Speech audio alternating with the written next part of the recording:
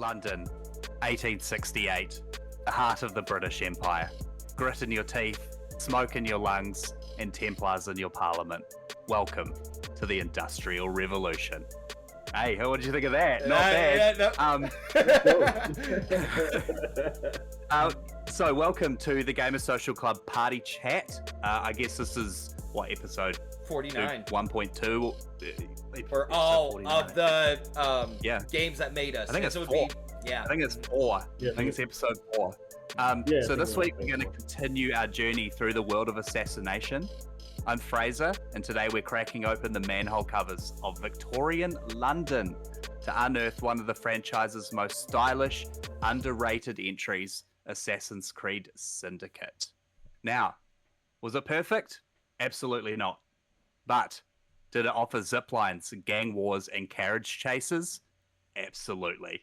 And I have been loving it. So after our Assassin's Creed Unity episode, I did jump back into Syndicate, and I have been spending a lot of time with it, and I have got so much to say.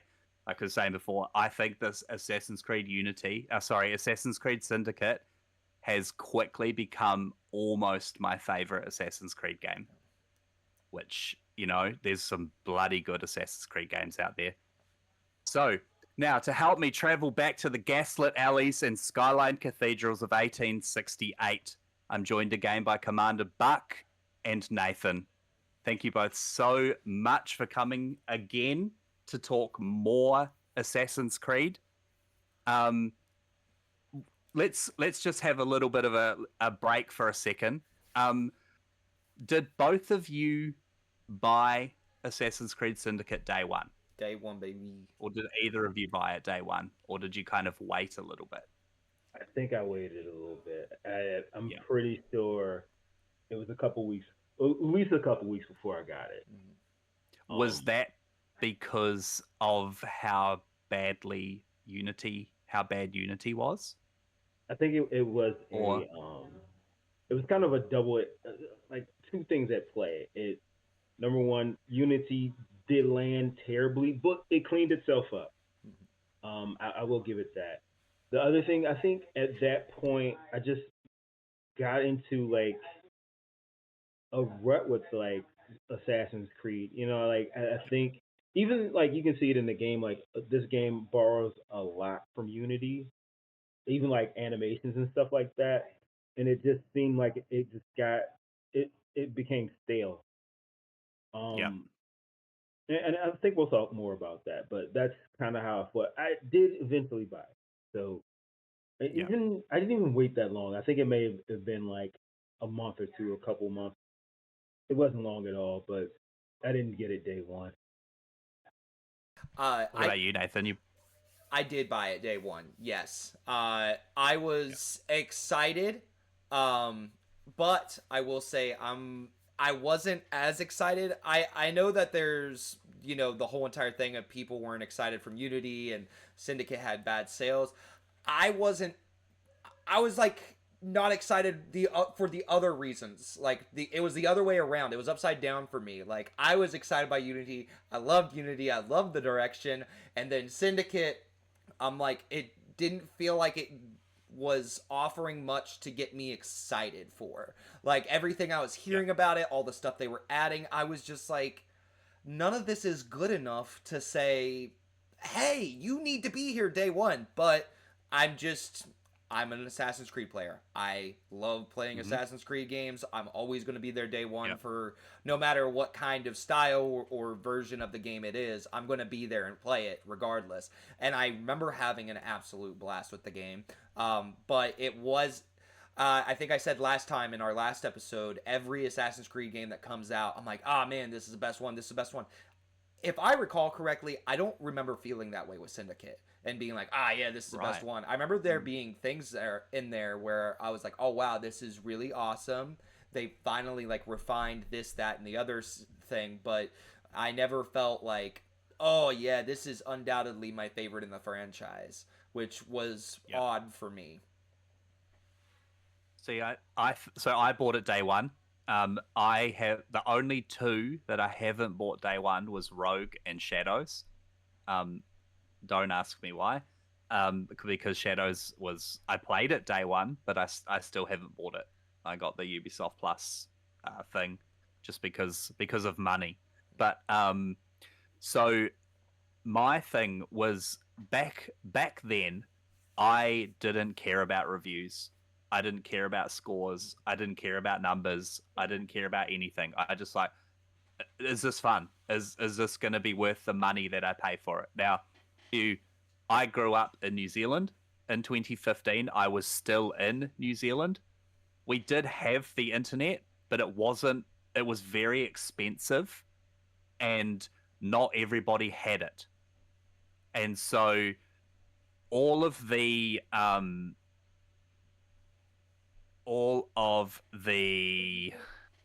fuck, what am I trying to say? Like all of the multiplayer stuff and all of the online stuff was like of Unity. I wasn't able to do a lot of it because I couldn't, to update your thing or to go and download DLCs, you'd have to go to mum's house or you'd have to go to a friend's house who had the internet, and you'd plug your console in, you'd download your nonsense, and then you'd go home. Like that was the thing. And so a lot of Unity was lost on me until much later. But Syndicate got rid of all of that. Syndicate was a single player experience. No multiplayer, no co-op, no live thing that you needed. You could just play it. And so I was chuffed. Yeah. I bought the special edition with I think it was called the Big Ben edition. Now, here's a fun little piece of trivia. Big Ben, it's not the tower. Big Ben is actually the bell. There you go. There's a really so big. Yeah. So the bell at the top of when they refer to Big Ben, they're referring to the bell that is at the top of the tower. I believe the tower is called the Queen Victoria Tower or something like that, and Big Ben is the bell. I did not know that. So there you go. There you go. Always learning. Always learning. Always learn something. Always cool learning on these episodes. Yeah. So before we go any further, for those that might have missed our previous episodes, we started out covering the Assassin's Creed in their trilogies. So we did, the first episode was like the first 4 games. The second episode was the second 4 games. I thought that I wanted to start and kind of dive deeper into each game. So we started to pull apart the games from their groups. And so for Unity and both for Syndicate, we're only going to be talking about Syndicate today. So if you want to hear more about all the other ones, go back and listen to the previous episodes. They're a bit of fun. So just some little facts before we get started. If you can believe, Assassin's Creed Syndicate is the 9th major installment in the series. Jeez. Apart from something like Final Fantasy, what other games have got 9? I mean, we've got more now. But can you? I mean, we got like Call of Duty, yeah. We got Maddens, we got the sports games, Mortal Kombat. Yeah. I don't even think Street Fighter has that many. Street Fighter. I was gonna say Star Ocean, but Street Fighter is a good one. Yeah. Yeah. It's wild, isn't it? It is kind of crazy how many. 9. Yeah. Like, because you don't think about it, you just think, oh, there's heaps of Assassin's Creed games. Yeah. We're now talking about the 9th major installment. So Assassin's Creed Syndicate is the second major title not to be developed by Ubisoft Montreal.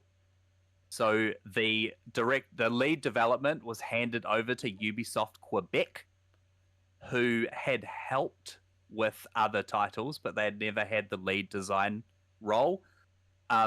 The reason that they gave it to them was because they did both of the DLCs. So the Tyranny of King Washington and Freedom Cry, which were both fantastic DLCs. Oh, yeah. So they thought, do you know what? Let's give them a go. And I will say that I'm happy they did. Released on October the 23rd, 2015. So it is 10 years old, almost. Damn. which is also wild. Originally released on PlayStation 4, Xbox One, and then 1 month later we got a PC release. Wow. So yeah, pretty wild. Now, moving on to Syndicate itself. So London in 1868 wasn't just a city; it was a machine. Fueled by coal and blood, the Industrial Revolution had transformed the capital into a sprawling, smoky titan, teeming with orphans, inventors, aristocrats, and gang lords. So in Syndicate, we explored 7 different boroughs. I haven't got them all here, but we've got the main ones. So we've got Whitechapel. Now, we all know the famous story of Whitechapel, poverty-stricken and ripe for rebellion. We've got the City of London, which holds all of the power. There's Lambeth, which is the working class factories, and then there's Westminster, where have either of you been to Europe before or been to London? No. Westminster Abbey is possibly the most impressive building I have ever seen in my life. I am not a religious person, and I walked in and it took my breath away with just how impressive this thing was. I got told off for wearing my hat inside. Oh yeah. Oh yeah. That makes sense. That just goes to show how out of touch I am. I walked inside and this lady leans over. She's like, "Do you mind taking your hat off?" And I was like, "Oh shit, yeah. Oh shit, I swore." Oh my god. Yeah. So yeah. Each district has its own flavor, both in visuals and in gameplay. Some are industrial mazes, others are leafy and rigid with class division. It's the first time in Assassin's Creed history where an entire city felt vertical thanks to the rope launcher. Climb Big Ben in seconds. So we've got our new piece of equipment, but we're not going to talk about that quite yet. We've got a quote here from Evie Fry. London is not a city of peace. It is a city of death. So that is the setting for Syndicate. Now, got a couple of questions for you guys. First impressions of London. So the first time you loaded up Syndicate, what did you think about London as a setting? You want to go first, Buck? Yeah, I can go first. You know what? It really just felt like that it encompassed that time period. You know, like you loaded it up, it really kind of felt like you were just like back in that era. You know what I mean? Like they did a great, again, like with Unity, making Paris feel like alive at that time period. With this, it really just felt like almost unreal. Like you know what I mean? Like, and I know, you know, video games have come a long way since the blocks or whatever, but it's like loading it up for the first time and seeing London and, you know, using the rope launcher. It just was like, feel like I'm really in this time period. Kind of like a Spider-Man in New York. You know what I mean? Mm-hmm. Yep. But it was like it 1868 like, London Spider-Man. Yeah. Does whatever, you know, assassin can.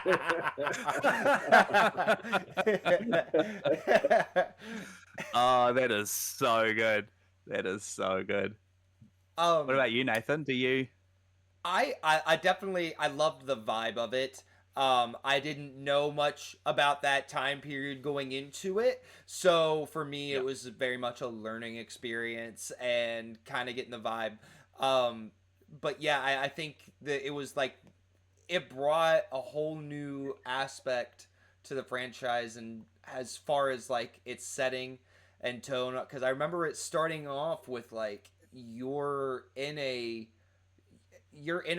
foundry of some sort, you're in a warehouse, and I remember that just being like, this is different, and I really liked that. I really liked that this took us more quite literally indoors and into these warehouses, and The franchise has just never done that. I really liked it. It made me feel like I was playing more of an Arkham City game rather than a Assassin's Creed game, if that makes sense. I think back to like him hanging like the Mister Freeze boss fight. Never forget.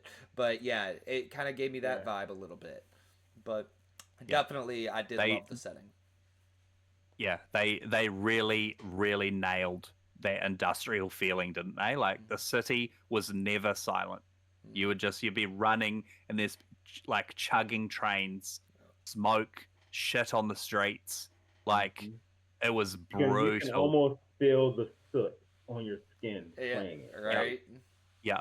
Like the industrial revolution. And it was almost like a thing of like, this is the first time that we've experienced like full Templar control. Like usually the game is revolving around you fighting the Templar. In London, you have all the assassins have lost. They are on the back foot. The Templars are in complete control of London, and it feels like a lost city. Like you're walking through the streets, and there's there was a scene or like a video of when you first start a mission, and you're in a factory, and a piece of equipment has fallen on a child. Yeah. And the foreman walks in, he's like, "What is this? What is this shit? Like, shut him up." "Oh, he's hurt." "Well, can he work?" "No, he can't."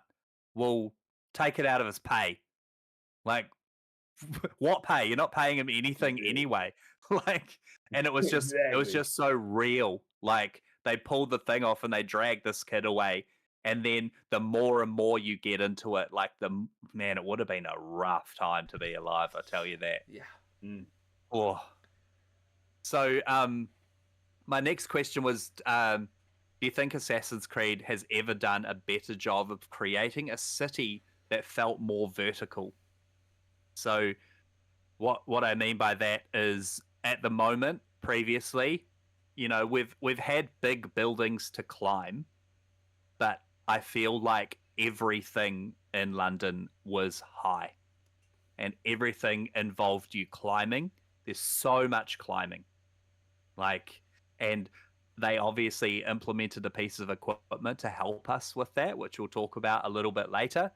But did you feel like the parkour and the city felt good to run around? Yeah and no. I mean, again, I'm kind of pulling from some old memories here, but I I remember kind of almost being a little bit exhausted from how much parkour I had to do and wanting to always take shortcuts because there was going to be just so much. So I feel like if there was ever any point in the franchise where I felt it overexhausted its amount of parkouring, it was in this one. And I feel like since then they've gone so far in the opposite direction, because when we revisited Unity, I was like, man, I missed this so much. And realized how long it's been since we've had an Assassin's Creed that I feel like I'm doing the parkouring a lot. But yes, in Syndicate, that was the first time I was feeling exhausted from it all. So yes, they did a great job. Do I think it was the right direction? Probably not. That's just me. Yep. Cool. Yeah. So I think we all agree. Like I would find myself, especially revisiting these games, not doing parkour and just running through the streets, where if I needed to go over here, I would just run through the streets, and instead of climbing, I would use parkour when I needed to attack someone or get somewhere. But if it was like the free roam part, I hardly ever parkoured. I'd just be running through the streets. Do any of the boroughs or the neighborhoods stand out to you, or do you remember any of them? I don't remember, but I will say that the left side of the map, specifically like top left and the bottom left, I found myself gravitating and getting excited whenever I had to go in that direction. I can't. Yeah. I think it was primarily that you would have a lot more warehouses rather than housing and buildings. I remember it offered a lot more zip lines. So and also I feel like I ran into gangs a lot more often when I was on that side of the map, and having to deal with stuff there. So I will say, when it comes to favorite boroughs, I remember those two being the best. Yeah, it's interesting you say that, because I think that they're probably mine as well. So how it kind of worked out was that Westminster, sorry, not Westminster, fucking what's it called, Whitechapel was kind of top left, and then below that was like Westminster, and then you had the ones around the bottom. There was like the train station in the middle, and then you had the surrounding areas, and each suburb or each neighborhood felt drastically different. I remember when you would have to go to Whitechapel for a mission, it was just mazes and mazes of alleyways, and you were constantly running into people, losing people, doing all sorts of crazy things. Where on that other side of the map, it was a lot more open, and like you said, you could get into street brawls. Yeah. And boy, was that fun. I think we were coming off the backs of that movie. It's got Daniel Day-Lewis in it, Leonardo DiCaprio, Gangs of New York. Oh, okay. Yeah. We were all coming off the backs of that.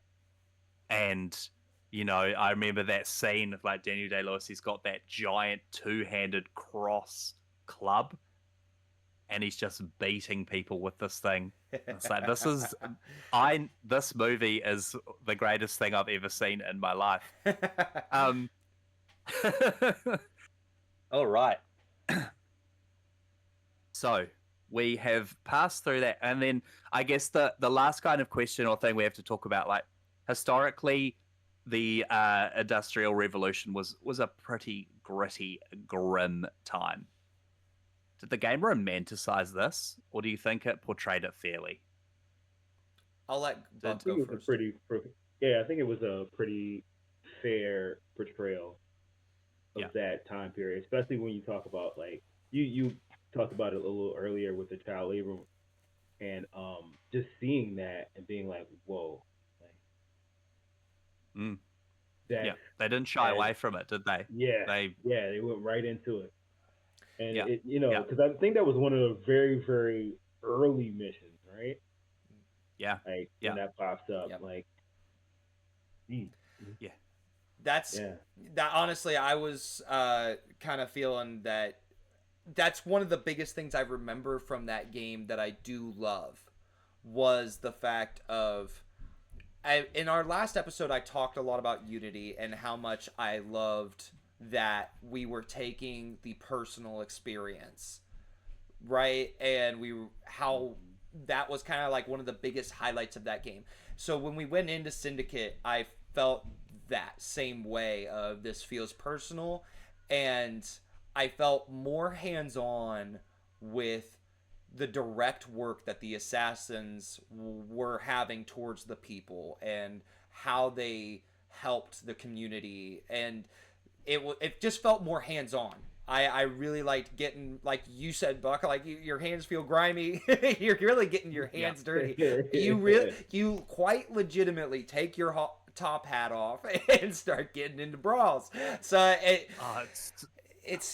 I will say that was, I did not feel that it were romanticized. I felt that it was dark, gritty. I felt like my chest was heavy a lot of the time during that game, rather than feeling like, oh, I love this, I love what's happening. It did not feel that way. Yeah. Well, and that's why, like, looking back at Unity, I feel like Unity romanticized that era. Yes. Yeah. Like, it was like, look how cool this is. Look at the people rising up. It's like, nah, it's still pretty shit. It's a pretty shit time for everyone. And I feel like Syndicate definitely did that. I love how you mentioned that. Like you take your top hat off and you put your brass knuckles on, Yep. and you just get stuck in. Boy, well that's a brilliant segue into the next bit of talking about the twins. So, what truly makes Syndicate shine is the dual protagonist system. So let's meet Jacob and Evie Fry, twins raised by assassins, but each with their own style. So we've kind of got this in Shadows, but I don't think Shadows did it quite as well as Syndicate. Oh, really? Yeah. Yeah. So Jacob, loud, confident, reckless, a street smart thug with a cause.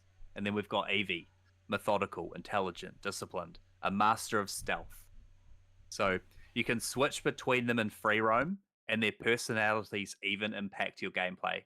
Jacob is better at open combat, and Evie is more effective with stealth and gadgets. So again, a couple of little quotes here. I believe we must fight fire with fire, and that's Jacob. And then Evie counters that with, and I believe we must fight fire with intelligence. So that just goes to show they're two different approaches. I okay, I'll take that back. I love in Shadows how you could choose who you wanted to be to do a mission. With Syndicate, the story missions was still very much you had to be that person. And then in free roam, you could choose which one you wanted to be. So their dynamic gives us a rare sibling relationship in gaming, not just in dialogue, but in mission design and overarching physiology, sorry. So, fun fact, Evie Fry quickly becomes a fan favorite. I don't know about you, but I played Evie all the time. Her um her cosmetics were just so much cooler than his. And then talking about cosmetics, I feel like this was the first Assassin's Creed where the actual clothes that we are wearing felt era appropriate, where before, sure, they were era appropriate, but they were all flashy, and you did not fit in. You're supposed to fit into a crowd. You're supposed to be a face in a crowd. But yet, I'm wearing this big ornate cloak. Where Jacob, you have a torn blazer, some boots, a little hat. Let's go. And then Evie was more of like the opposite, where she had a big gown and you used her to kind of infiltrate different areas. I thought that was so cool. So cool. But did either of you have a favorite? I think mine was definitely Evie as well. Like you said, I loved the amount of cosmetics. I felt more comfortable playing as her. I liked her character better than Jacob. And yeah, so just any chance I got, I remember switching. Yeah. Now, can you refresh my... I apologize if I'm taking us off the rail, but can you refresh my memory on exactly how the swapping system worked in that game? Because if I recall correctly, I remember kind of feeling like it was kind of a pain in the butt to have to switch back and forth between characters, which is why I was surprised you were saying you thought it was better than Shadows, because Shadows gives you an opportunity to switch characters at like every loading screen, essentially. Yeah, this does much the same. You just press did. start, okay, and then you click the right thumbstick and you switch. I bet you it says Xbox One load times. I bet you that's what I'm feeling. Yeah. Probably actually, because like I said, I'm replaying this on the series, and it's probably got all those fancy little series updates that comes with it. Actually, no, it has. It's got a huge update. Yeah, 60 frames per second. Got that, yeah, got that massive update, and I say it's looking pretty darn good. I know what I'm doing while I wait for Shinobi. Yeah, right. So I guess my first question is, how do we feel about the dual protagonists? It's the first time we've got it. It in fact was the last time we saw it until Shadows. What do we think? What's our thoughts on the dual protagonists? Include Shadows as well if we want to. I thought it was dope. I actually really liked it. Yeah, Yeah, yeah, it you was could. cool to see it from like two different like perspectives, and then like two different fighting styles. Totally, like you know what I mean. Like even two different like like you were just saying the two different quotes that they had. Like they really saw things differently, even though they're twins. You know, Yeah. um, so that was pretty cool to see in this game. There were often times throughout the game as well where they would literally fight and storm off, and then somehow you have to like, if I spoke to a coworker or a friend like that, you would, you know, you would have to Yeah, talk things through. But because they are twins, they can speak to each other exactly how they want and how they need to, and um, there's no grudges held. Yep. It's kind of just, oh, that's just Jacob. He's just a blunt instrument. Oh, Evie's just being fucking annoying. Like, let's just go in and punch this dude until he tells us what we need. Yep. Like, yeah, and both of them are. So it was really interesting. Like for me, I much preferred to play as Evie, but also there were some certain parts about Jacob that were just so good, like the street brawls, yeah. and just like that was such a cool addition to it, and you know having the rooks and everything around. But yeah, I think I chose Evie just because I I wanted to keep playing the stealth part or the Yep. stealth element as opposed to rushing in, and I found that again with shadows as well. When I'm given the opportunity, I will prefer to sneak in and be a badass ninja or a badass assassin than just walking in and just beating people. Yeah. It felt better. I, Um, but yeah, I love the dual protagonist situation as well. I mean, I there's not much you guys said that I can really add into it other than the fact of I did like the fact that it was pretty much just two of the same, but it was really just more about preference versus the way Shadow does it, where it's like, no, this is a night and day difference. You are going to have a very different experience with playing as this character versus that one. So I think I yeah, do kind of prefer hey, they're both the same, but it's about preference. Because I'm going to get into it way more when we start talking about Odyssey, but yeah, I do not yeah, like having a choice. Like, no, just give me the freaking protagonist and let's stick with it. yeah, So yeah, yeah, I'll definitely go yeah, off about that more when we start talking about Odyssey. So I do really, really, really like the dual protagonist because it does give you the best of both worlds. It gives you the choice of, we talked about not really being a huge fan of Arno. I remembered his name. Arno from Unity. mm-hmm, We weren't really a huge yeah, fan. Didn't really stick with us, but we did remember Jacob and Evie. And even at that, like it, you know, we both liked Evie better. And like so, yeah, I will yeah, say, keep up that dual protagonist. I love it. yeah. Hmm. I got a few more questions, but I think we're going to skip past those ones. We'll move on to the next bit. Okay. So it was more just we've kind of answered them. It's more just about our preferences and well, I guess Evie Fry was the first like lead female protagonist Mm-hmm. apart from that little side game that we got. Um, do we think she got the attention she deserves from the franchise? Has she been remembered? I think she has. Yep. We all remember her. Mm-hmm. Yeah, Absolutely. We all remember Evie. Yeah. In fact, I feel like my time with Evie is more memorable than like Cassandra or Yes. or Ava. Even though Valhalla is possibly it. I no, I'm gonna say it. Valhalla is my favorite Assassin's Creed. Yeah. As mm. as the actual assassin or as the actual character that you are, Ava would definitely not be in my top 5. Nah. Which is very, how can it be my favorite game yet not my favorite assassin? Yeah. Like, but yeah, Evie was. I love her. She's like, I love just what she stands for and kind of how she'll fight, even though it might not necessarily be the right thing. She fights for like the right thing, Yeah, love it, love it. The brother sister dynamic was fantastic. Yeah, it was. She was the voice of reason all the time, and she's also a hard ass, like a no bullshit kind of person, and that's just a lovable character in my opinion. Yeah, as we'll talk a little bit about the DLC, but like she, even after the story carries on, she becomes even more of a badass. Jacob just kind of stays where he is, and she goes on above and beyond. So, all right, let's talk about taking back London. So, at the start of the game, London is completely under Templar control.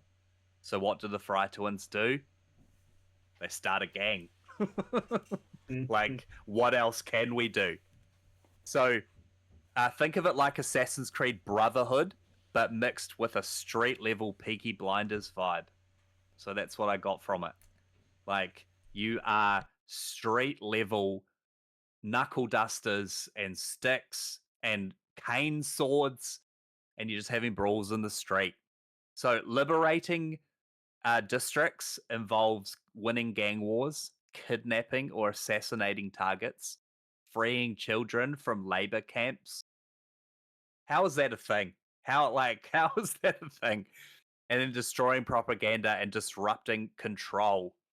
Now, one of the biggest things that I had forgotten was the kidnapping. Do either of you remember the mechanics or the kidnapping missions? I don't. I totally forgot about it till you brought it up. No. So you can walk up behind someone, and instead of killing them, you twist their arm behind their back, and then they get a little like a little area around them, and as you walk, that area gets bigger. And inside, if someone is inside that area, they kind of notice you, and so you have to like drop into an area, grab a gang leader or someone, and get them out. And so it was almost like a mini stealth game where you would have to stop and wait for people to walk past. Yep. And then you could walk again. But every now and again, he'd struggle and the area would get really big. Yeah. So they were some of the hardest missions in the whole game, I reckon. Yeah, I actually remember because it's a very similar. The second time I brought it up, Arkham City, like, and how you had to question people, and then that would unlock a new path for you to go follow. So yeah, I do remember this because it did remind me of that. Dude, I think that after I finish Fireteam Elite, I'm gonna start going back into some of those old Batman games. Yeah, because right? They're so good. They are so good. Yeah, they really are. Well, with that Batman, anyway, Lego Batman game, yeah, I kind of want to too. Yeah, sorry. Yeah, I'm in. Sign me up. So, Jacob builds an underworld army. Evie searches for a powerful piece of Eden, and together they take back the city one block at a time. Now, your gang grows with upgrades. So, essentially, now we've started to make the move towards Origins. So, we're starting to get some full-on RPG elements now in Syndicate. We had them in Unity, like just in the form of like different levels of equipment, but now we're really starting to kind of upgrade our things, make our gangs better. So you can bribe police, you can get better carriages, and you can recruit stronger allies. Now, one of my favorite things about this was the fact that you could call on your gang members at any time, but they didn't make it easier. So, in Brotherhood, how you had your assassins and you could call them in and you could just stroll through and everything was fine. With this, you can be running towards an opponent and you can whistle and a couple of gang members just join you on the street. It was so. I had completely forgotten how it all worked. You can be on a cart, like a horse-drawn carriage, and you can pull over, and all your boys jump in, and then you can head off to a street brawl down in Westminster. Oh man, I forgot about the so... carriages until you just said them. Oh, so good. Yeah, yeah. So, what do we think about the rooks as a gameplay mechanic? Do building your own gang feel meaningful to you?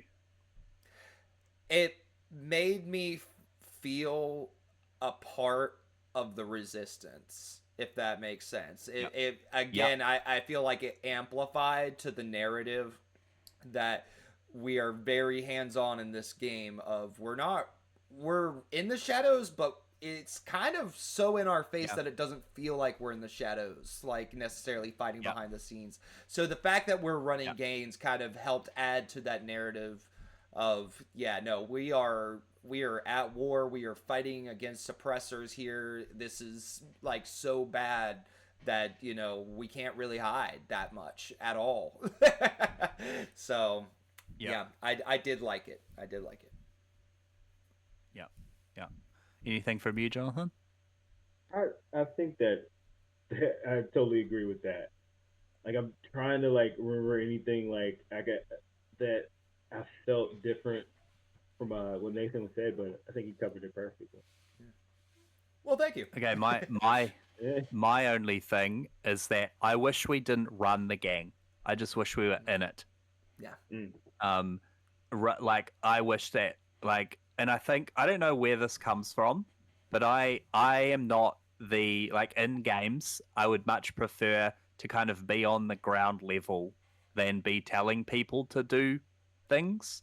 So kind of like I don't know how they would have done it story wise or stuff like that because you know that was the whole thing. We're building a gang. We're taking the city back, but it would have been cool with, hey, these people are building a gang. Let's be part of it. Like something that wasn't like assassin driven. So, you know, like these rooks, essentially they're part of the creed. But I think it would have been cool if the rooks were their own thing and then you joined them almost using the rooks as cover to do your Assassin's Creed things. I thought that could have been an interesting way to look at it. Yeah. And did you have a favorite activity when liberating the districts? So we had bounties, we had gang wars, and we had child labor rescues, which again just seems so wild to me. that Yeah. Mm. that country was built off the back of children. It's crazy. I Yeah. I don't remember one. If we're just talking side activities, I don't remember one specifically sticking out to me. I just remember I did 100% that map and had a good time doing so. Yeah, the gang wars. They were so much fun. Yeah, Rolling that's why in. Yeah. gang wars were cool. Yeah. You just like it was like two groups of dudes in the street and you just fight and whoever won just won. Ah, it's so Did they take good. that mechanic for the gang wars and kind of refine it? I'm jumping a little bit ahead, but No, it just occurred to me that like I think they took that mechanic and put it in Odyssey. when those war scenes or the Yeah, for the battle. war scene. Yeah, the battlefield scene. Yeah. Yep. Yes. Yeah. Yep. Amazing. Like, yeah. Yeah. It's just yeah. It's just so cool. I think like I said, like I playing through this, every time something new happened, I got a little bit more excited. And I feel like a lot of the Assassin's Creeds didn't have essential progression. You progress through the story and that was kind of it. But this one, like at the start, you're just a couple of twins. You're just like, man, everything sucks. And then you start building a gang, and then you can use your gang. You can call on them. You can bribe police. You can do all sorts of crazy cool things. Yeah, loads and loads of fun. So, I guess this is where people kind of forget, I think. But the magic of Assassin's Creed is how real history meets fiction. And people get lost people get lost in that because this is just a made up story about some assassins and some Templars set during a historical time period. So in Syndicate, you cross paths with some of Victorian England's most iconic people. So we got Charles Darwin uncovering conspiracies tied to scientific truth. We got Charles Dickens investigating ghosts and spiritual hoaxes. Florence Nightingale's in there for a little bit, so she's advocating for social care and order. And there's someone called Karl Marx. Now I had to look him up because someone I didn't really know who it was, but he stirred the working class revolt. And then we got Alexander Graham Bell. So he's your gadgets boy. And then we even came across Queen Victoria herself, which was pretty cool to kind of see people like that. So now there was another person who we came across in the game, and like you guys both said, like it's been quite a while since you played it, so I'm not gonna ask you if you remember who it was, but we did a couple of missions with Arthur Conan Doyle. Now, do either of you know who he is? Not ringing a bell. Not ringing a bell. He was he was the author of Sherlock Holmes. So he created Sherlock Holmes. Okay, gotcha. And I thought it was really cool because I love all those Sherlock games. And I thought it was cool that we almost got a little bit of like Gotham style detective stuff happening towards the end of the game, which I really, really loved. So I guess just a couple of questions around the historical side of things. Which historical figure or side quest in Syndicate stood out to you the most? Obviously, we don't really have one. For me, some of those Charles Dickens missions were pretty fun. Yeah. But then also, I love the Arthur Conan Doyle stuff, just because I'm a Sherlock Holmes nerd. Oh yeah. So it was really cool coming across him. There was another person who we ran into, and I thought it would have been cool if they had dove into it more. But we did come across Lewis Carroll, who was the author of Alice in Wonderland. Oh, really? So okay. So they could have done an Alice in Wonderland DLC, which could have been pretty funny. That would have been sick. Assassin's Creed in Wonderland. Down the rabbit hole. Amazing. Down the rabbit hole. Yeah. So, is there anyone else that you feel like could have fit in well into the Syndicate story? Buck, do you want to go first? Because I'm forgetting the name of this person. I got to look him up real quick.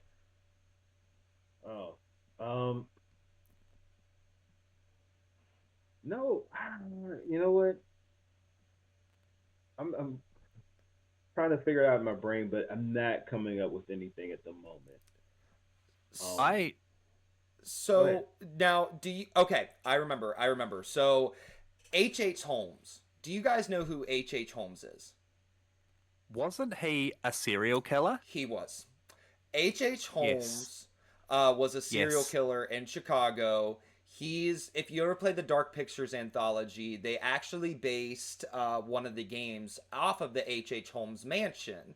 And, it's a murder hotel, and it was very crazy. I mean, I highly recommend going and go check out some podcasts surrounding the H.H. Holmes stuff, because the way he trapped people was absolutely insane. You would think it's straight out of a horror movie, and it's true. Everything that happened, and the whole place got burned down. Now, I'm not like super big on theories, like conspiracy theories and things of that nature, but I will say there is a very, very good case. Like, nobody ever found him, but they did theorize, and the closest theory that they have to figuring out where H.H. Holmes went was to London during this time period, during the time that Jack the Ripper was active. And this same conspiracy theory is like H.H. Holmes was there during that time period, and Jack the Ripper stopped in the same time period that H.H. Holmes showed up again back in the U.S. So I'm just kind of giving you like the bullet points, but there's a lot of really good theories that line Ladies up. and gentlemen, we've solved it. Yeah, solved it. right? Nathan solved it. Yeah, drop the banner for Nathan. We got him. We got him, boys. We got him. But yeah, no, so like there's a lot of really great conspiracy theories surrounding H.H. Holmes being Jack the Ripper and all that stuff. So that kind of answers two of your questions there of like, yeah. Jack the Ripper was one of the bigger ones that I remember the most of, like you being the one to find him and go after him and try to solve that mystery. So he definitely was the thing that stood out to me the most from that game. If we were going to bring historical figures into it, I would have loved to see that theory like play out. Like, oh, it is H.H. Holmes, and or having that kind of be a thing, or like, oh, he came in off the boat. He slipped right through our grass or something like that. Yeah. He started his own hotel. Yeah, that would be crazy. Another one. Yeah. Yeah. It's what, like, when was Sweeney Todd a thing? Oh, that's a was good that was that the same time period? That could have been fun. Like the barber from, I can't remember what his barber from somewhere. Fleetwood Street or Fleet Street. Fleet Street, making meat pies out of people. Like that could have been a fun little side thing. Let's see. 1846 through 47. So it's a little bit before. Yeah. Okay. But maybe they could have used his nah. Let's not go crazy. Let's not go crazy. The apple of Eden brought him back to life. Yes. He's active again. We gotta stop him. Yeah. H.H. Holmes has the apple of Eden. And you gotta solve all the puzzles in his murder house. In his murder mansion. Wasn't there a season of American Horror Story about H.H. Holmes or about the murder house? I think so. So I think it took a lot of influence from it, but it wasn't directly referencing him. Oh, okay. That was the Lady Gaga one, wasn't it? Oh yeah, the Hotel. That was the fourth season. Yep. Yeah, that one was good. Yeah. Good times. All right, so while not revolutionary, Syndicate streamlined and refined the Assassin's Creed formula. So we got a few new things which we're definitely bringing across. So we got a rope launcher, guys. Mm-hmm. This was game changing. Apps, and I'm so glad that we got it back in Shadows because it made sense. Sure, the rope launcher in Syndicate, it's a little bit crazy. You can fire it pretty darn far. So it changed how you traverse London. Vertically finally felt smooth. It also allowed for quick escapes and stealth entry points because they introduced a mechanic where you had to infiltrate certain areas, and you could infiltrate certain areas through different approaches. You could fist fight your way in through the front door with Jacob, or you could use the rope launcher with Evie and kind of sneak in. So that was pretty cool. We also got carriages introduced. Now, I believe around 1860 something was the first motor cars as well, or motor cars were starting to become a little bit more popular. So it would have been interesting to see a car or two just kind of floating around. But the carriages, so you could hijack carriages, you could engage in high speed chases or ride through London like a gentleman. So, how do we feel about the carriages? I was fine with them. I mean, I don't know. I feel like I'm going to be constantly returning back to the whole entire thing of I was always looking for a shortcut. I think had to do with the fast travel system and the fact that I was getting a little tired of the parkour how much parkouring there was. So I was like constantly going back to carriages, constantly doing the rope slinging and constantly doing and then trying to make it to the train stations. And I know I'm answering a lot of your questions all at once here, Phrase, but it's just that's good. All of that stuff just broke immersion for me. Like I don't know. It's not that one thing was bad in and of itself, but it was the adding the rope thing, and it was adding the hook blade and adding the way you had to travel around London that really broke immersion, because it felt like if you went you couldn't fully go with one thing all the way. Like, what suits you best? You constantly had to be trying different things. On the flip side of that, I can see where that is going to be more widely appreciated outside of my own personal feelings on it, because of the fact of you're not just parkouring in this game. You do have the mixture of carriage, you do have the mixture of, the train's there, but you're probably not going to be so inclined to constantly fast travel here there, because in every Assassin's Creed game, they're everywhere. So it did encourage you to explore a lot more of London. So while objectively speaking, I feel that it was a good thing, subjectively, I wasn't a huge fan. Like, it just didn't hit for me as far as carriages and all of it just together. It made me feel not so immersed in the game as an Assassin's Creed game, I guess. Yep. I think to add to that, they made London feel again lived in, having carriages all around all the time, but the driving mechanics were terrible. You could drift a horse and cart, and that was part of it. Like, you could ram other horse and carts, but I felt like you said, it broke immersion.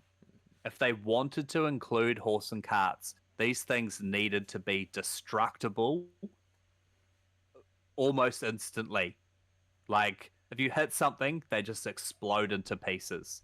The horses aren't indestructible. Like, if you need to use a horse and cart, you are using it. You're going straight.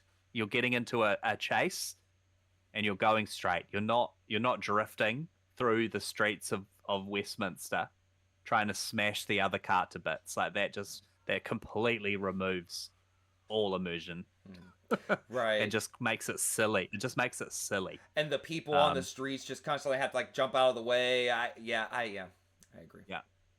Yeah. So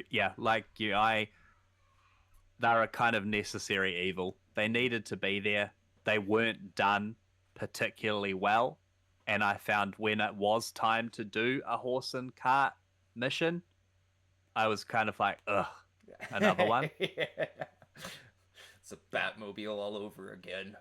Yeah, right? Yeah. But bad.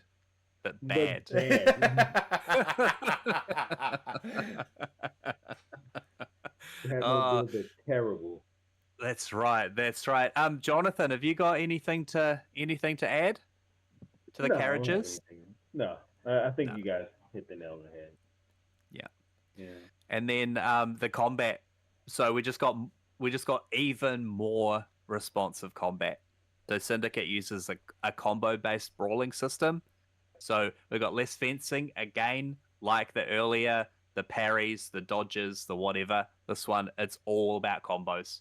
And it's all about just trying to get in that final hit as quickly as possible, The multiple takedowns. They made everything really easy and look really good. So you didn't have two blades, but you had a sword cane or you had something. And again, when you were Evie, if you needed to do a double takedown, she just did a double takedown, but just with one blade. Stab this guy, kick him, dead.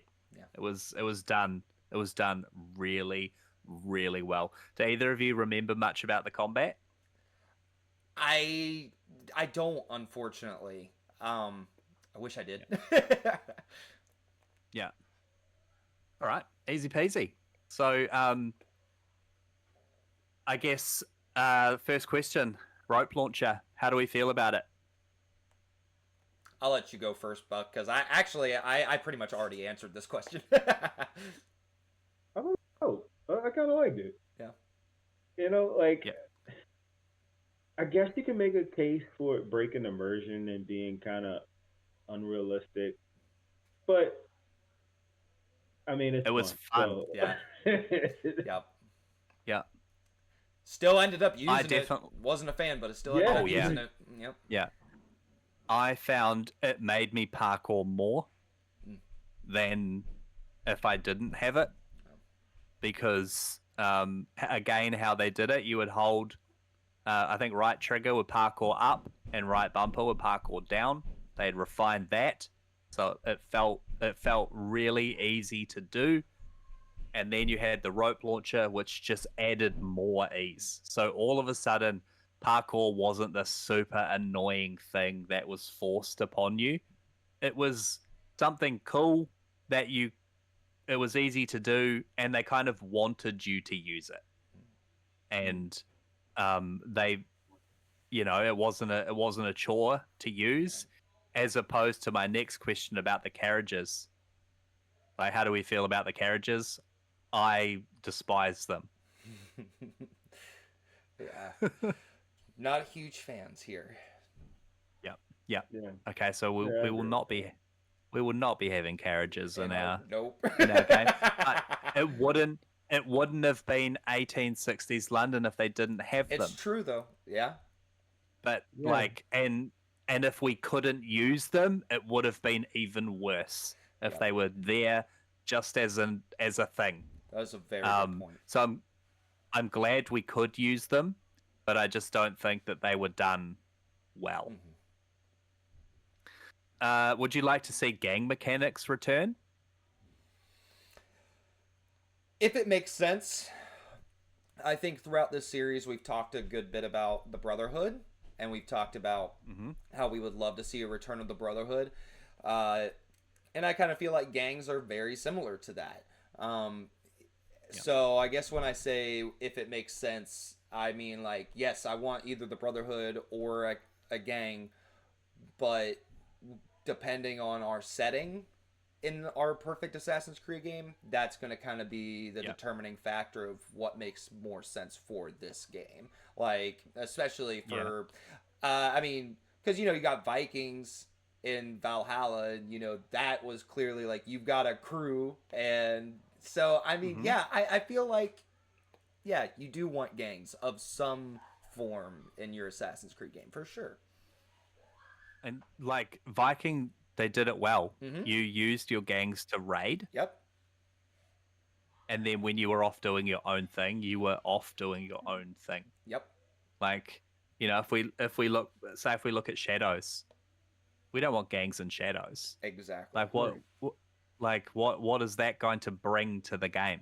I don't think it's going to bring anything. I think what would you have, a 3 or 4 roaming samurai with you? Like, what's the point in having Yasuke then? Yep. Like, it kind of, you're absolutely right. We're like thinking about it, and as I was writing all this stuff down, I was like, man, we need gangs all the time. And then I think the only reason I'm thinking that is because they worked so well in this particular instance. They worked so well in Brotherhood, but then, all right. I'm happy with that. I'm good with that. And then, how do we Are we liking the combat, the way the combat's going? Yeah, I thought the combat was cool. Yeah. Felt felt. I'm gonna use a wrestling term. It felt like British strong style wrestling, but um, I enjoyed it. I thought it was cool. If it, Amazing. I can't, like I Amazing. said, I can't really remember. So if it was more in line with Unity and it was kind of more refined and built up a little more in that sense, then yeah, we are liking the direction. Yeah, definitely. And if it continues on to even, again, we'll just talk about Shadows real quick. The combat in Shadows is amazing. I loved the combat in Valhalla, and I kind of, when I first started Shadows, I was like, oh, Valhalla's better. But I think the more that I play Shadows, the more that the combat is just, it's just so good. Right. I think we'll talk more about that when we go into like the RPG stuff. But there's so much that they need to change to bring it back. But anyway, we'll talk about that later. So I guess we are coming to the end. There are just a few more little things that I want to mention. Like I said, Ubisoft Quebec took the lead for Syndicate for their first major Assassin's Creed title. After Unity's messy launch, expectations were low, but Syndicate delivered. Polished mechanics, focused story, fewer bugs, with no multiplayer distractions. Unfortunately, sales still dipped. Critics praised the game, but it came too late for many burned by Unity. So as I was diving more into this, it was really, really interesting. So Syndicate actually was nominated for Game of the Year in 2015. Yep. That's crazy. Do either of you remember who won in 2015? I pretty sure that would have been Dragon Age Inquisition. No. No. I think that was the year before. Witcher 3. Yeah. Yep. So Syndicate lost out to Witcher 3. Yeah, that makes sense. So if you think Syndicate was put up beside The Witcher 3 as crazy game of the year. And so it also was nominated and won a whole bunch of different awards. So it was loved. The majority of news outlets gave it 8s and 9s out of 10. PC Gamer gave it a 66 out of 100. But, I mean, you don't play Assassin's Creed on a PC, so... Who mouse and keyboards Assassin's Creed? What are you? Yeah, God. Russell. Russell's in Come on. Russell's like, so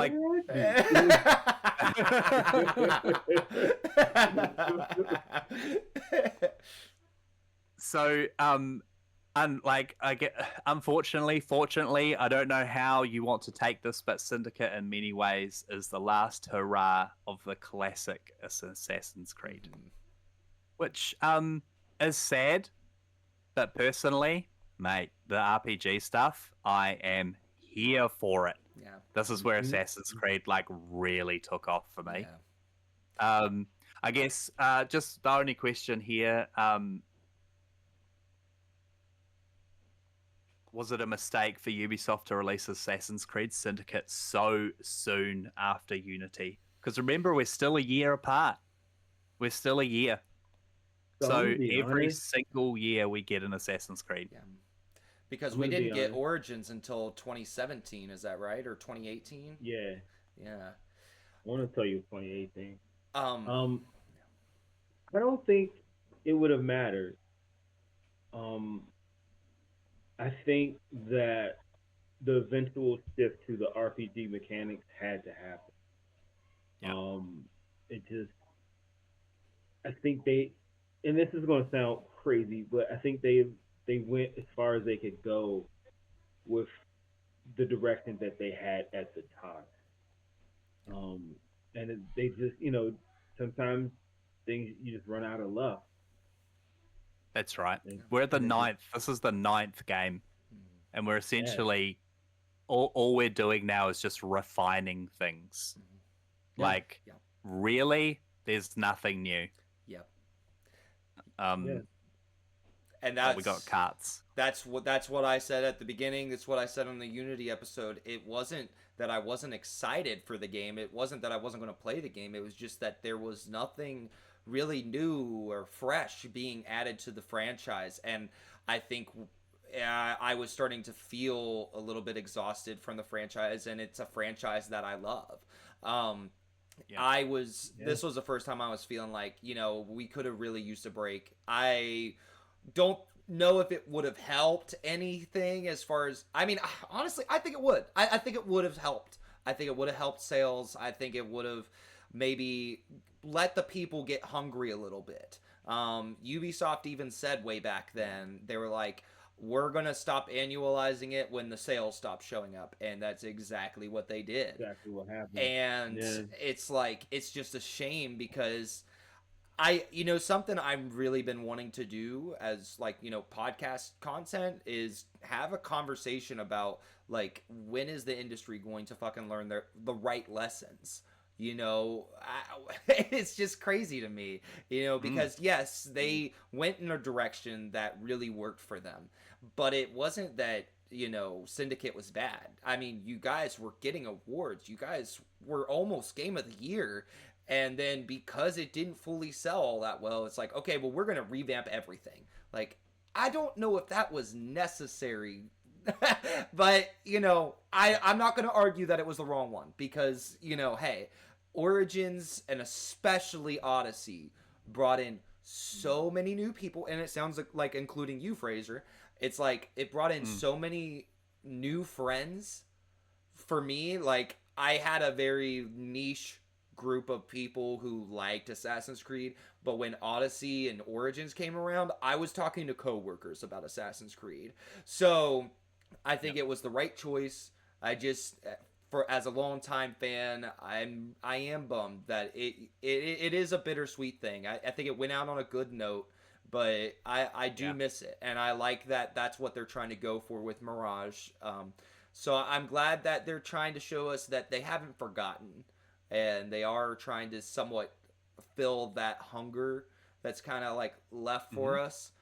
Because again, going back to Unity after playing Shadows, it's you realizing how much you missed some of the things that made this franchise the thing that it is. And I think that's saying a lot considering Shadows is my favorite. And yet here I am just being like, man, I still kind of miss the classic Assassin's Creed though. Yeah.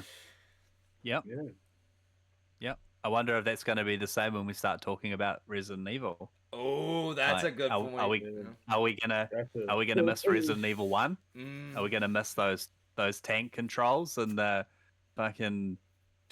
I've got PTSD just thinking about Resident Evil. I can't wait. I can't wait. I can't anyway, Yeah. let's carry on. So just I got a few more things. So the modern day in Syndicate is very minimal. It's only cutscenes. Sean and Rebecca return, but you don't play as anyone. The plot introduces the Instruments of the First Will, an offshoot cult obsessed with the pieces of Eden.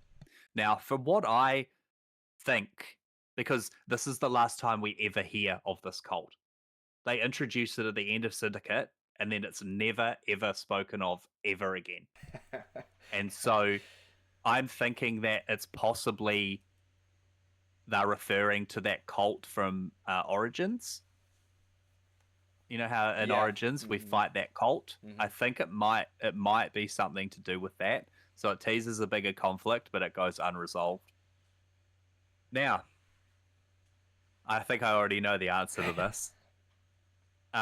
Do we miss the interactive modern day sequences from the earlier Assassin's Creed games? I'll let Buck answer for the both of us. No. Beautifully put. No. No. And then I guess the next one, like, how do we feel about the first Will cult being introduced and then just forgotten? Like, I guess I can just answer this one again as like, I feel like they didn't know where they were going. So they were kind of like, let's just introduce this cult, and then we'll see where it goes. Because I think they knew that they were going to go back. I think they already had Egypt or somewhere around that time chosen. And I think they were going to, there wasn't going to be Templars and Assassins. I think they had already decided that they were kind of trying to bring that in here, but they didn't do a very good job of it. And everyone just got a little bit confused. And what is this? What is this first will? What are we talking about? Yeah. So, again, I already know the answer. Is the modern day storyline in Assassin's Creed even necessary anymore? Nah. No, no. We know that it's the Animus. We know that we're playing through people's memories.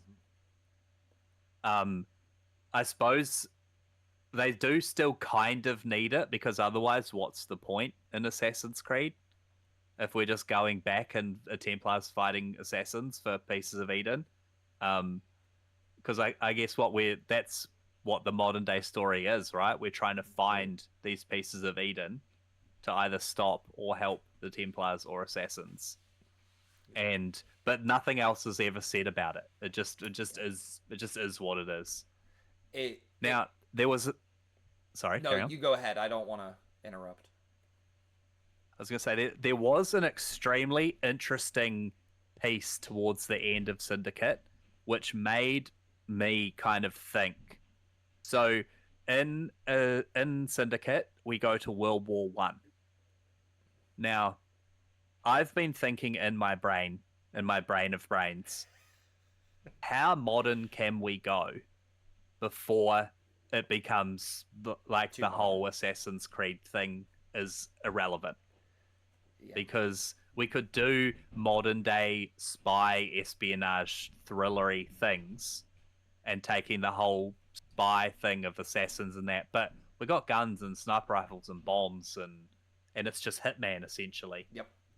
So I think that this World War One is possibly the most modern we could ever go, because we still have cavalry, we still have swords, we do have guns, there are tanks, but it's still very new and nobody really knows kind of what they're doing. So I think like talking about that modern thing, like that's probably as modern as we could go. Do either of you have any thoughts or ideas about a modern day Assassin's Creed? Could it work? Could we make that work? That's funny that you bring that up, because I was just, as we were talking, I was thinking like what's the furthest I would want to see Assassin's Creed game, and honestly, I'm thinking, I think you might be right, but I was even thinking like taking it to like the 1920s and like doing like the Great Depression. Yep. Yeah. And seeing if it could work there. But yes. like even there it gets a little tricky, and I don't like, while I would love to see something based in like the 50s and 60s, I don't think it would work, just for the reasons that you stated. Well, it's the guns. The guns are what makes it impossible. Yep. Because it's all about the hand-to-hand combat. And what, like, you could be a thing of like, oh, we don't use guns in the Creed. Why? Yeah. Like, oh no, we do it. You know, the enemy have got guns, but we're not going to because we're better. Like, no, that's silly. Like, yeah. I mean, even Batman has a gun, so like, what can you know? Yeah. It's one of those things like, I don't see any way around it. No. And I think like the one-shot muskets or the 6-shot revolvers that they use in London, I think that's the most. I think that's the most we can do. Yeah. What are your thoughts, Nathan? I feel like you're on the verge of a breakthrough. No, because I've never taken these thoughts that far into the future. I've never even considered the 1900s. And now that you're talking about like the Great Depression area, I'm like, okay, that's a great idea. And then you were like, yeah, but it's about the guns and it's about the hand to hand combat.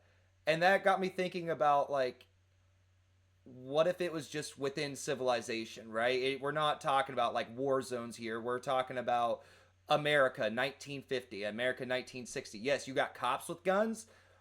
What if you went for more of a And fight? gangsters with Yes, Fight Club.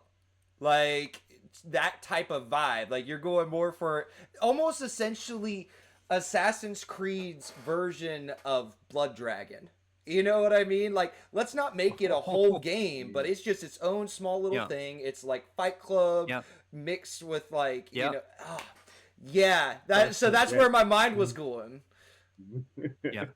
Because, like, I guess, like, eventually the whole Templars versus Assassins fight would stop physically, Mm-hmm. and it would carry on, like, intellectually, Mm-hmm. and so you would stop physically killing each other, and you would like kill each other in politics, Yes. or you would, you know, like you would ruin people's careers. Mm-hmm. You would sabotage stuff. You would do like the whole spy thing, but you lose the combat, Mm-hmm.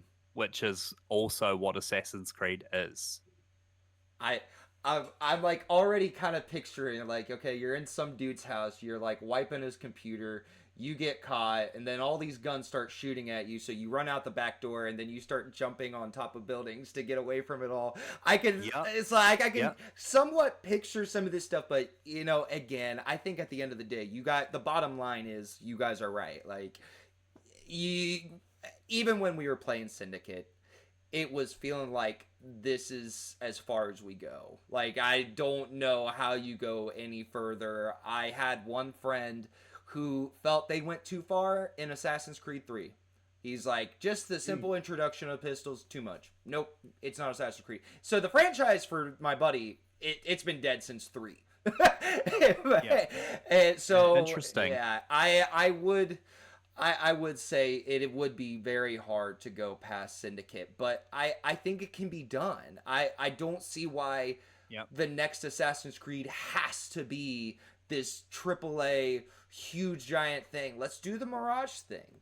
Like, hell, let's even make a Liberty thing where it's a 3-hour experience, and you know, make it a unique thing to where it's like, give us a reason to see the creativity of, just because Hitman is what we know, what outside of Hitman can we explore? Like, what if we played Hitman but we didn't have the guns, right? Or things of that nature. That's not your wheelhouse, but show us how you would do it. Let's see Assassin's Creed's take on it. But they could almost do like Assassin's Creed stories or something, and they kind of like how they started to do with what was it, the Bourne Identity? Yeah. And they did that Treadstone thing, and they followed each of the different assassins.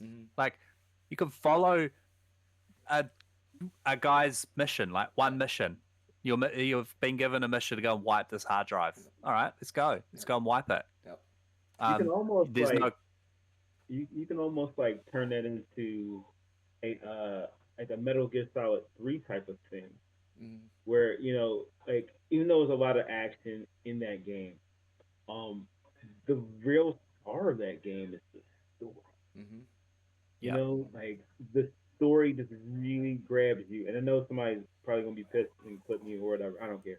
But like, I think that is something that can be very interesting in an Assassin's Creed universe, where it really just takes, maybe even like go the Mafia route, where, you know, a story game. I mean, pick a time period or whatever, and just like really dig into the story. Maybe some people would be a little tight about that, but I think that would be really cool. You know? I agree. Yeah, because I love what they've done with Mafia. It's so good. Like, that linear story driven. You know what? You're right. A linear story driven Assassin's Creed would be cool. Yeah. You know what? You can still have the parkour. You can still have the combat. You can still have the things. I think, and then they can start returning to some of the places they've been, because I do also think that we are very quickly starting to run out, and Yeah. we can go back to London. We can go and see what Evie and Jacob have been up to. I don't need a sprawling open world.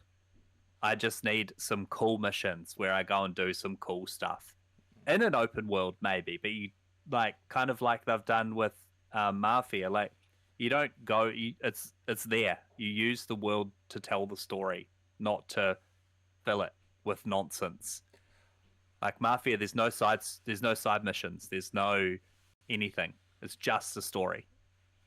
So whenever we're done with this series, right, and we've covered all the games, can we implement this as a part of the final conversation of how exactly you go? Because I feel like we could go pretty deep with this and really try to like come up with how do you go about navigating the current world with the old world. And I honestly, I feel like finding some kind of a hybrid. Like, I think we could have a bigger conversation, but just bullet point factor being, why can't it be a hybrid? Why can't it be that you are a modern day assassin? You've got to use the Animus to go back. I know they're working on Assassin's Creed Infinity, where it's going to be like live service, where you go into it and you're able to access all the different games. Why can't Assassin's Creed Infinity be the hub? It is a game in and of itself. Every once in a while, we get a ding, hey, you got missions waiting for you. You got a free update waiting for you. Go in, you do the whole entire hack the computer in the house. Go, poison a politician's drink. This, that, or the other thing, right? I feel like we could I've thought about this like ever since I've been playing these games, but this is the first time I'm like, I feel like we're onto something here. I think we could actually come up with a solid idea. Done it? I think we figured it out. Have we saved Assassin's Creed? Drop the banner. We did it. We did it. We're gonna make Assassin's Creed great again. Oh my gosh. Oh my goodness. Amazing. So we are starting to run a little bit long. So I'm just going to whip through these last final bits and then we'll call it. So the DLC, the Jack the Ripper DLC, we talked about it a little bit before. Amazing idea to bring that into Assassin's Creed. So set in 1888, so 20 years after the main game, this DLC plunges you into an infamous Whitechapel murders. You control two characters, Evie Fry, who returns from India to save her brother Jacob and to stop the Ripper, and you also play as Jack the Ripper, a fictionalized, deranged version of Jack the Ripper. Now, I thought this was cool because you see, so it's set 20 years after Syndicate. Evie has gone on to become an absolute fucking badass. Like, she has gone to India and trained with Indian assassins to harness fear, almost like Batman, but just way cooler. And so she uses fear to control the battlefield now. And so the core mechanics are you continue to use your rope launcher and the carriages, but you've now got a non-lethal intimidation technique, which allows you to terrify enemies without killing them. And so you can, the way they've done it is essentially it's like a smoke bomb and it causes hallucinations. There are also brutal executions where you absolutely demoralize somebody in front of their friends and they get scared and run away. So they've actually gone the opposite with combat in the DLC, and the idea is to not get into combat, is to use fear and tactics because Evie's not a fist fighting brawler. She needs to figure out how to get through life with fear. So I love this. I'm so excited for Hex, and I I hope they use some of this fear stuff in Hex. We're starting to really blur some lines here. So it's well, okay. hey, I mean, they've kind of already done it with Shadows and like the whole entire brutal assassinations and stuff. But yeah, if you get into what happened with all that stuff with Jack the Ripper, it was pretty freaking graphic. Very, very graphic. Some of the brutal takedowns is you actually leave the person alive hallucinating. So you've got this kind of like a fork thing, and you stab their arm onto a wall, and then I'm the Batman. And they start screaming, and all of their friends are like, holy shit, let's get out of here, and gap it. And then you just stroll in. The devs were big fans of Arkham City, weren't they?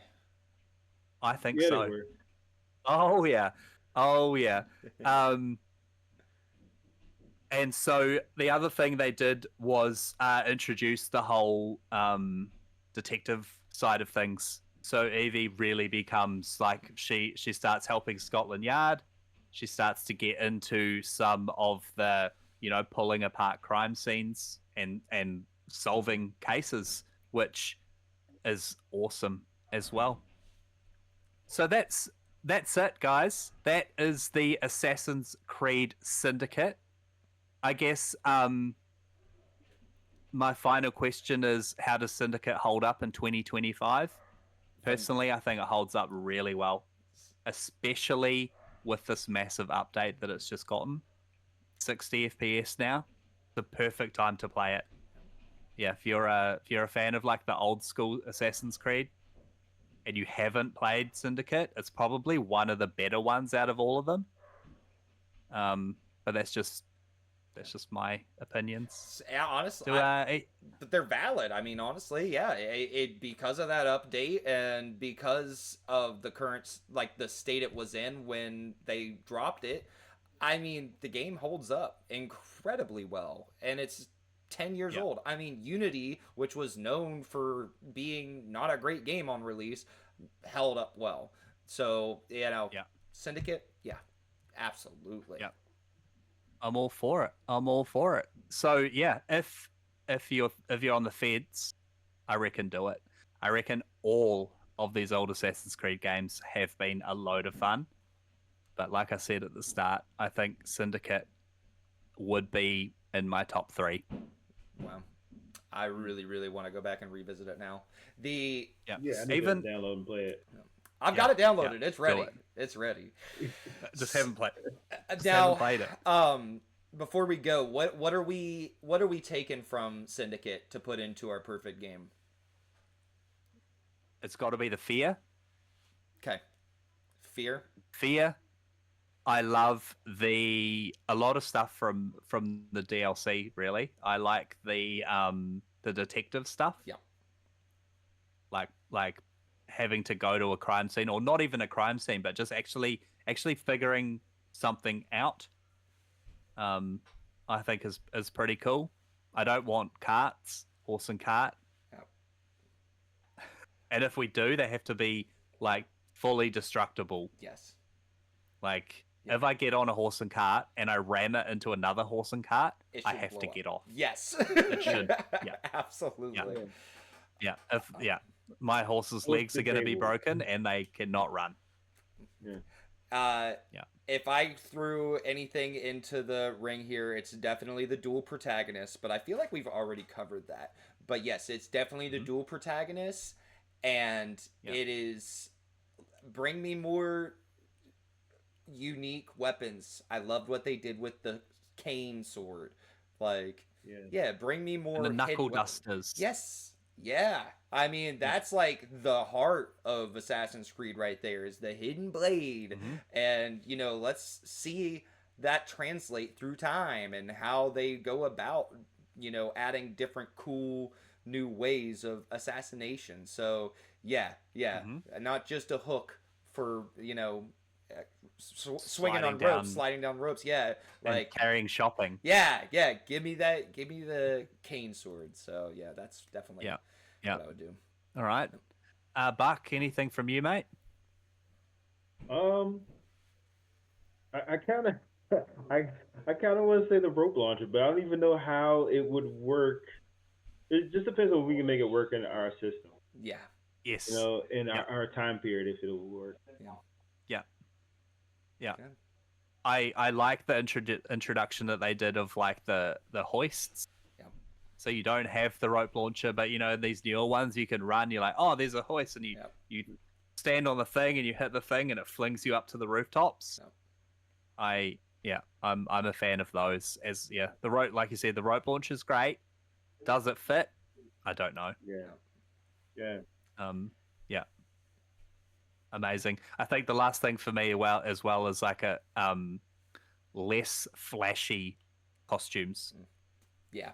Like I love all the super flashy out of this crazy world stuff, but at the same time, I want to just kind of slot right in. Yep. Absolutely. Yep. I agree with that. The changing costumes, kind of like Hitman, and trying to blend in better. Yes, absolutely. Yes. Do love the whole taking off the top hat, pulling the hood up, and getting in a fight, losing the top hat. Like, such a great touch to the game. And yeah, bring that back. Yeah, really, really cool. That's it, guys. That is it for Assassin's Creed Syndicate. Awesome. Thank you so much for doing this, dude. Like, another amazing episode. My pleasure. My pleasure. I'm like, so I think my favorite time period in history is ancient Egypt. Yeah. So Mine this next one, this next one's going to be a real hoot. Oh, it's going to be a real hoot. Very because excited. There's so much new stuff. Oh yeah. I think we got a lot to cover in this one. Yeah. That one's going to be a beast. Yeah. Probably won't go into so much detail because there is going to be so much. Yeah. But we'll definitely hit where we have to. Yep. Absolutely. 100%. Yeah. Because then think about Odyssey after that. Mm-hmm. Oh yeah. Yeah. Now see, that's my favorite. That's my favorite. Oh, that's my second amazing. Favorite. Oh, there you go. Two, ooh, yeah. Getting into some I can't wait to talk about them. Amazing. All right, my friends. Well, before we do shoot off, Jonathan, where can we find you, my friend? What's going on? You can find me on the site formerly known as Twitter at Jonathan B3. Also on Blue Sky, same thing, Jonathan B3. I am most likely you'll find me in the Gamer Social Discord, just causing a ruckus. Yes. when I can, but stop by, talk with us about video games, and we'll have a great time. Amazing. Love it. And Nathan, you can find me One Hot Dragon everywhere.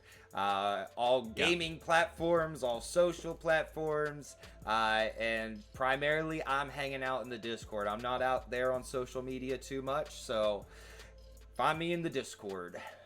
That's where find me in the Discord. yeah. We will definitely link the Discord below. Yes. Please come and join us. We're just a bunch of nerds just hanging out, talking games. Absolutely. No negativity, just fun. Absolutely. We're just lovely group of people. Also, you can find me at F-Bomb Gaming everywhere. That's F-Bomb with an E, so FBOMBE Gaming. Tell them what it stands for. Yeah, Fraser. Tell them what it stands for. dropping the F-bomb.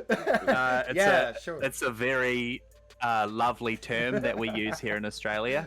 The word can be used to describe anything and everything. You can be having a really good time. You can be having a really bad time. You can be saying something really nice to somebody with it, or you can be being really mean to somebody with it. It's all about how you use it. Exactly. So when someone says, fuck you, you fucking fuck, who knows? Who knows how I feel about you? Yeah. Right? Do I have a smile on my face? Who knows? Is that smile genuine? Nobody knows. Nobody knows. So Call that's Sherlock me. Holmes up on it. Yeah, that's right. That's right. But no, thank you all so much for coming to hang out with us today. Oh, Elton's just come in to say hi. Hi, Elton. Yeah. Make Hey, sure Elton. that you swing by next week because I don't. Oh, he's gone again. See you, There bud. Yeah. What are we doing next week, Nathan? Have you decided? No, I haven't decided yet. So we'll have to talk about that, figure it out. But yeah, keep your eye out for gamersocialclub.ca, and we post the weekly news roundups, or like as far as like the podcast roundup, and I will make sure to link what we will be talking about at the bottom of the article. So amazing. And then make sure you come back in 2 weeks for our Assassin's Creed Origins. Yeah, absolutely. Cannot wait. And also, man, we're just throwing all the things out here. On Monday, the 25th, I will be popping the vote for next month's Game of the Month. So make sure you swing by the Discord, throw your vote in, and we're going to play some weird games. Can't wait. Oh, yeah. All right. Amazing. Peace out, all right, everybody. guys. Well, it's been fun, and I'll talk to you all soon. Talk to you soon. All right. See you. Bye.